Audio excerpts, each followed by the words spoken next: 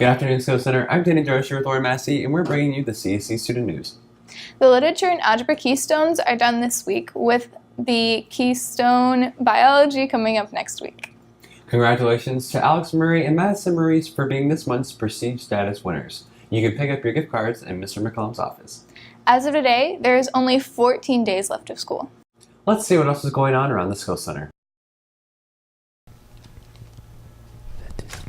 Hello, my good peoples. As many of you may know, I missed Keystones this week, Monday and Tuesday, for the reason of I woke up late. I would like to extend my deepest apologies to Dr. Gorton, Mr. McCollum, and Mr. Thompson's laptop, especially you, the teachers and students of the Skill Center. I have let you down, and I promise to put forth nothing but the best of effort from this point on. And now I will open up to a few questions, not a lot, just a few. Yes, sir. How did you get to school?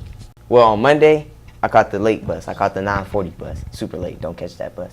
And I caught a taxi. Yes, a taxi on Tuesday. I thought I would be on time, and I wasn't. Taxi was 40 minutes late. You do the math. Malcolm, Yes, ma'am.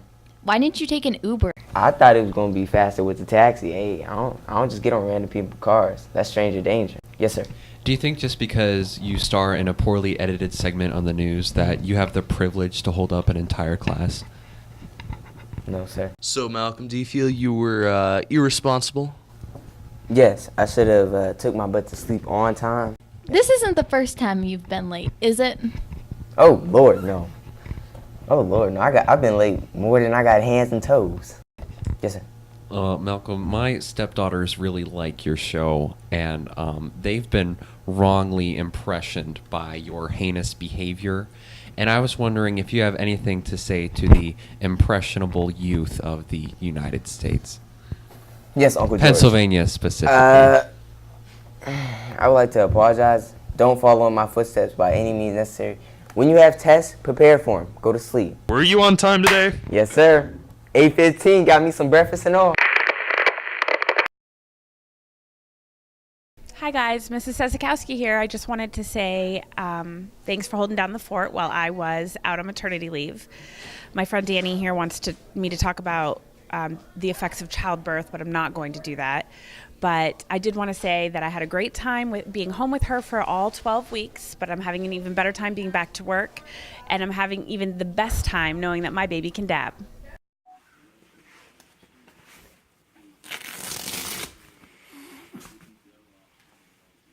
Hey Skill Center, it's Emily from the yearbook staff. Just to let you know, we only have 11 books left, so you better come in and get one before they're all gone. They're only $5. We're continuing that great sale for you. Thank you. I told you, they're going fast. Well, hey, Skills. Our word of the week is redemption. Say, Pawan, do you know what redemption means? Well, partner, I got no idea up and down the whole of the desolate, empty, wide, bandit field west of what that word does in fact mean. Oh, my indeed. Well, it would seem that we have, in fact, a predicament for which there is no valid attempt at resolution outside of mounting our trusty breed of stallions, riding out to the beautiful and wild western charter school frontier, interviewing every and all citizenry we happen to encounter between here and the darn tootin' sunset. All right, Connie, do you know what redemption means? Redemption means that you regret something? All right, Arvin, do you know what redemption means? Who are you and what'd you do with Pawan? Oh, but anyways, what does redemption mean actually? It's like to make up for something. Do you know what the word redemption means? Redemption. I think it means to make up for or to redeem. Redemption, a thing that saves someone from error or evil. For example, the rogue bandit Pawan got redemption from wrangling up that rogue steer for the town sheriff. Merriam-Webster defines fad as a practice or interest followed for a short amount of time with exaggerated zeal. And boy, have we seen our fair share. From silly bands to Gangnam Style, there is always something that has the youngsters' attention. And now we have fidget spinners, the quote-unquote toy that are bombarding classrooms across the nation. Love them or loathe them, it's no denying that they're the hottest new thing. There are two edges to this spinning sword, with just as many people denouncing them as praising them. Fidget spinners are just as innocent as the crazes that have come before it, so the fierce backlash from teachers and parents alike is a bit surprising. Countless articles have been made on whether fidget spinners hinder or help students who have trouble paying attention in class. An innumerable amount of schools, even ours, have flat out banned their use, saying they're too distracting. No word has been made of a compromise on both sides, so they're both in a state of deadlock.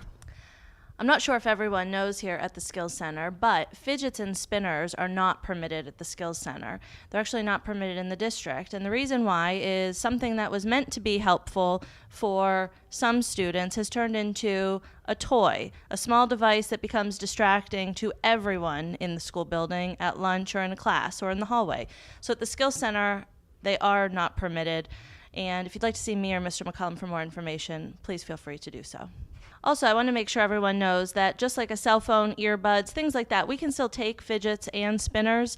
We don't want to have to do that. You'd probably get a warning the first time saying put it away.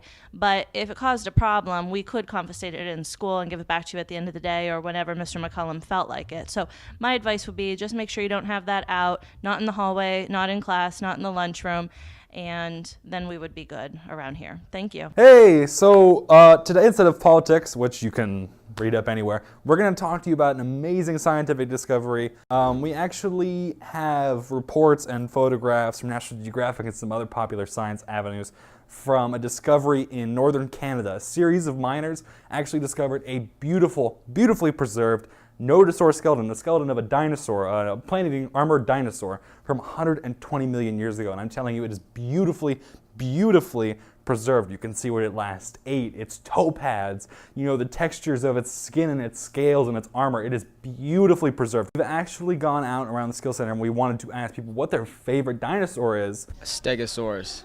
My favorite dinosaur is one that's called Iguanodon. Oh, Iguanodon with the spiked thumbs. Yeah. Many people know Iguanodon. That's crazy. Yeah. Who doesn't like Iguanodon? It's not lame, but I would say a velociraptor. Hey Skills, this past week Keystone testing has been going on and it will be continuing through next week. We know that many of you who are test taking either feel frustrated or overwhelmed about these exams. But taking the Keystones will help you know the areas within a certain subject that you need improvement on. We went around the Skills Center and talked to some of the test takers, even teachers too, about how they felt about these exams. Which exams have you taken?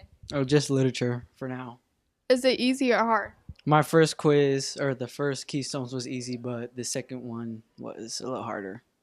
Do you think you're prepared for the Keystones this year? Yeah. Are you concerned about them though?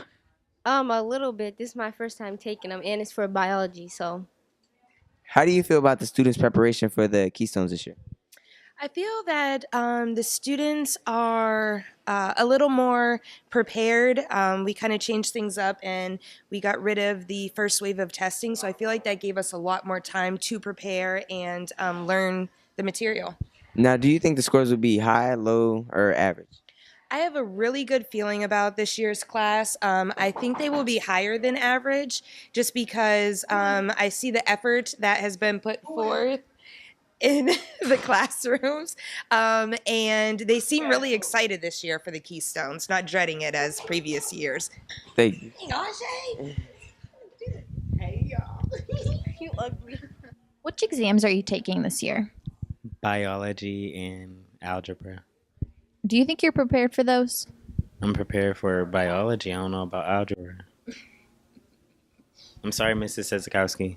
Bingo isn't just for old ladies anymore. The CSE Bingo Bash is on Sunday, May 21st. It'll be held at the East Erie Moose Lodge in Harbor Creek from 3 to 7.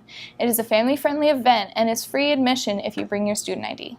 On April 21st, the new National Honor Society inductees completed a community service project. The project involved cleaning up a 1-mile segment of French Street, starting from the Skills Center and covering the areas from 2nd to 18th Streets. Some science students also assisted in the cleanup as part of a CSE participation in the Adopt a Highway program.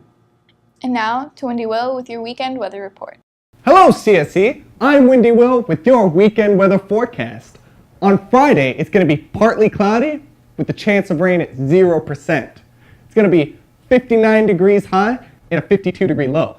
On Saturday, it's going to be partly cloudy with a chance of rain at 0%. Deja vu or what? It's going to have 68 degrees and then 60 degrees later on. On Sunday, there's going to be thunderstorms with a chance of rain at 90%. That's a really high chance of rain, you know what I mean?